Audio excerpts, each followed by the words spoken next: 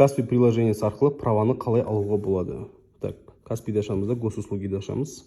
Сосын мына жерде замена водительских правты басамыз. Каспи приложениесі полностью штрафтарыңызды соның барлығын қарап тексереді.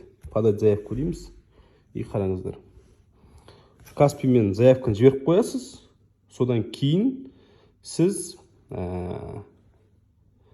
цонға, автоцонға барып, дайын праваны алып кетесіз. Яғни цонға барып, очередке тұрып, медкомиссия өтіп, тағы басқа бір нәрсе, оның барлығын жасамайсыздар. Каспимен заявка жібересіздер.